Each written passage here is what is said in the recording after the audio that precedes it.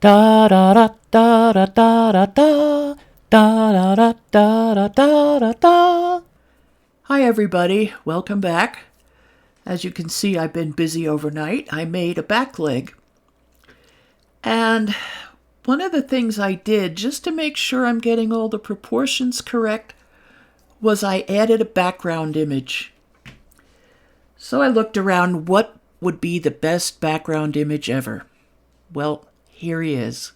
Back in the glory days before the dog drool incident that resulted in me no longer being able to ride, I owned this lovely thoroughbred hunter named Chewy. Oh, Chewy, how I miss you every single day. The way you make a background image is pretty simple. Go up to Object Mode. I don't need to select anything here. Add Image. It'll ask you if you want a reference image or a background image. A difference really is that a reference image won't be rendered and a background image will. For this application, it doesn't matter which one you use. So I am going to go to here and get Chewy with his tongue sticking out. And there he is. Ain't he something? I don't know why it doesn't put stuff right. So we go up to 7. Get this. Turn it around. Well, actually, I'm going to turn it around this way because this is the way we should be facing. And then we go to 1 and turn it so it's that way. Then grab your picture and push it. Now, something I need to tell you about here. Most of the time when people take pictures of horses, first of all, they stand too close, trying to get the horse to fill the whole frame. Second of all, they aim the camera way too high. Stand back and aim. Crouch a little so that you're looking straight at here and your image will come out better. Unfortunately, Chewy's been gone for several decades, so can't go out and take a picture of him. And the other two are coated in mud, so let's not go there. Anyway, you'll notice that I have moved the legs a little bit so I could account for the foreshortening. Always, always, always remember when you're looking at a picture, whether you're judging for confirmation or you're just saying, oh, ain't he cute? Take foreshortening and photography foibles into account. Now I want to get into something that's been bugging me with model horses forever. And that's pasterns. One of the biggest problems I've had with model horses in the past is that people don't seem to understand how pasterns bend. They don't bend like this. What people seem to be doing is just heating up the pastern and bending it. And as you can see, it breaks the long pastern bone, and it breaks the ligaments as well. The way pasterns actually do bend is quite beautiful. All you need to know is where the ligaments go and where the bones are. You can see this pretty clearly if you just look for pictures of horses or do what I do and run outside and grab a horse and say, pick your leg up like this, and they look at you like you're crazy. But we come into a problem where in a model, we have to make some what may seem ugly changes to the original mesh so that when the time comes to achieve this effect, we can get it right. Okay, next thing to do is prepare the pasterns for things that might be a problem later. How do I know they're going to be a problem later? I must have made at least 20 of these horses, so just trust me. First thing I'm going to do is when a horse is standing normally, this is where the bump in the pastern would be. I'm going to take that out, and I'll show you why when we get to weight painting. But for now, I'm going to say C, grab all these things, and vertex, smooth vertices. Then I'm going to wonder why my screencast keys aren't on. There we go. We don't need to smooth them a lot. Just a little is fine. And same on the back here. A, because we don't want to smooth those vertices again. Here. Let's do all those.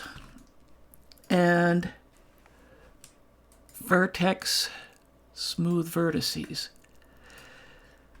I have this back leg out a lot further than looks reasonable.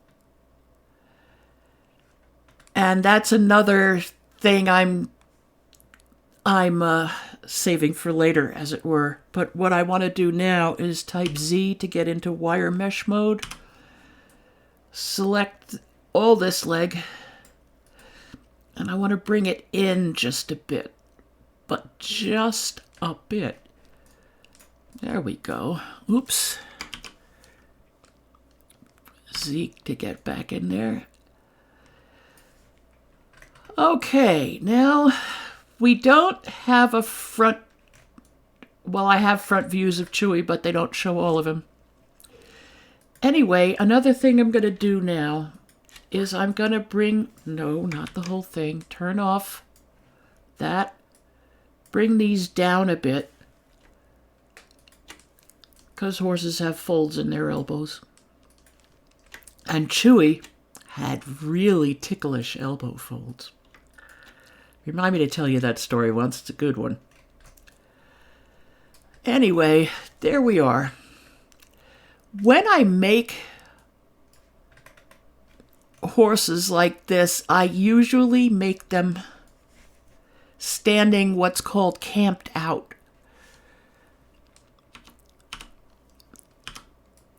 Part of the problem with posing them is that they do tend to that'll do. You have to be aware, and you can only get this through experience, that things are going to fold, and they're going to fold oddly.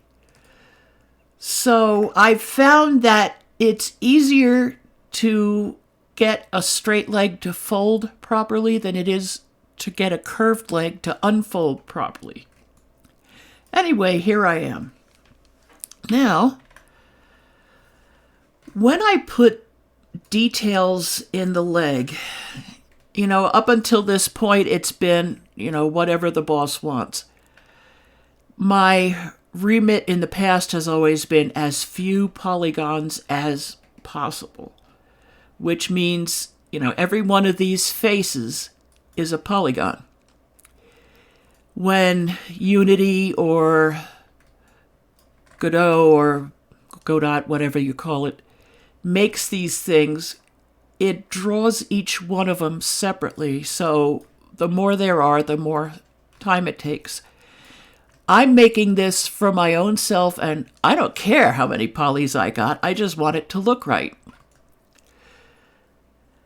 But you have to pay some homage to how things are eventually going to be.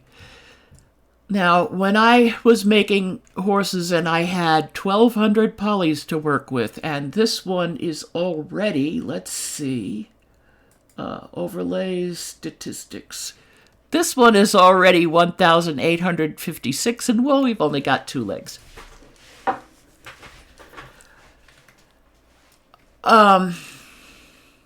One of the things I had to do at that point was to make sure that I had a balance between the detail I could include and the detail I could draw, which means if you look at those low poly horses, on some of them, you can get just the right angle and they make you want to cry. So what I'm going to do here, I'm going to go to loop cut, put this here. I'm only going to add the details I need so that when you circle around the horse, you don't see any bizarrities.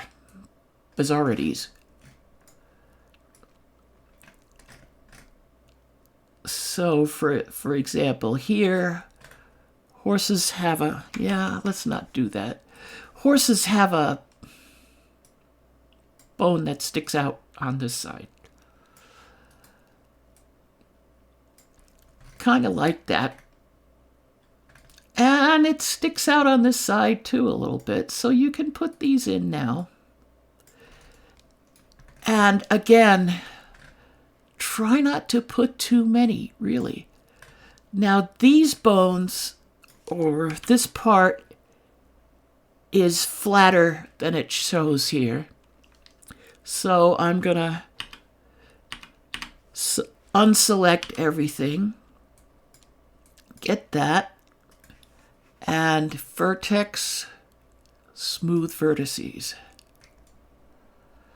And yeah, this gives you a little notch here. That's okay. That notch is actually there. I'm going to bring this in and up a little bit. Go to the back. Oops. You can get this out of the way. Just click on this and type H for hide. Now it's gone. Get that. Click Tab to get back into edit mode and wonder why is that out there all that way. Okay, so now we're gonna select just these things we wanna do, and vertex, smooth vertices again.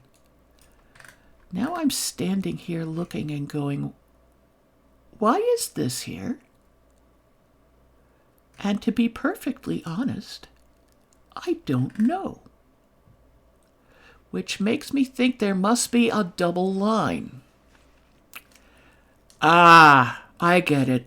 Somewhere where I was doing edge loops, I must have had proportional editing turned on. So I'm going to get rid of that by clicking on this extra line here and go to Delete, Dissolve Edges. And now we're good as new.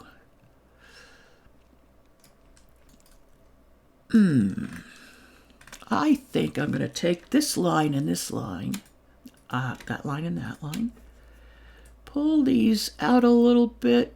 Yeah, okay, I like that. Now, normally at this point, I would start putting in the tendons and stuff. I'm not going to do that here. I'm going to do that a different way that I find a lot more satisfying. What I am going to do is just, come on, just fix where these sesamoid bones are going to be. And there's no right and no wrong way to do it. Just do it till it looks good. And yeah, you'll do this on the back leg too. Now we get back into the realm of feather. I thought about how I did the feathers down here yesterday, and I realized I did it the hard way. So today, I'm going to do it the easy way. Now, I'm going to assume that that little bit of feather we have down in there is going to be for, horses who have just, a little this, a little that. Now I'm going to do something weird. I'm going to type K and get my X-Acto knife tool. Go to the front so make sure I'm doing it on the same place. I'm going da, da. Well, no, let's start here. Da, da. Okay, da, da. Get up to there. I'm making sure I don't delete these lines because I'm going to want them.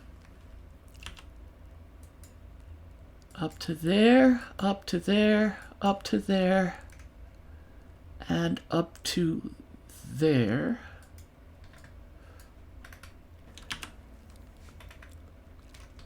Turn around to this side. Control 3 to get to this side. And somewhere in this, is this it? Toggle X-ray. Okay, now we can only draw on one side, but we can see both. So I'm going to try and make it as the same as I can.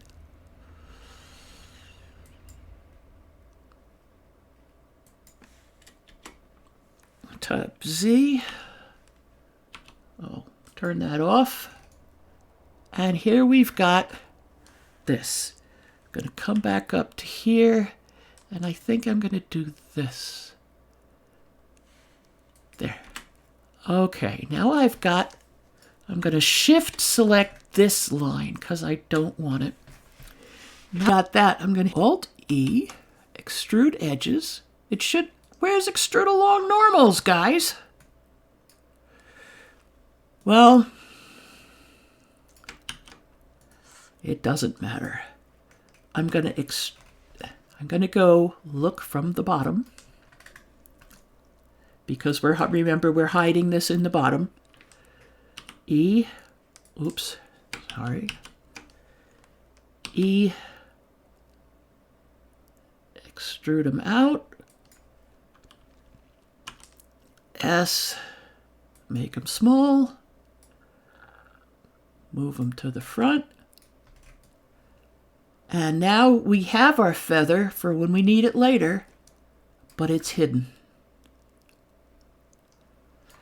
And I'm going to go put some loop cuts on it because we're going to need those later. And I'll put 3 for now.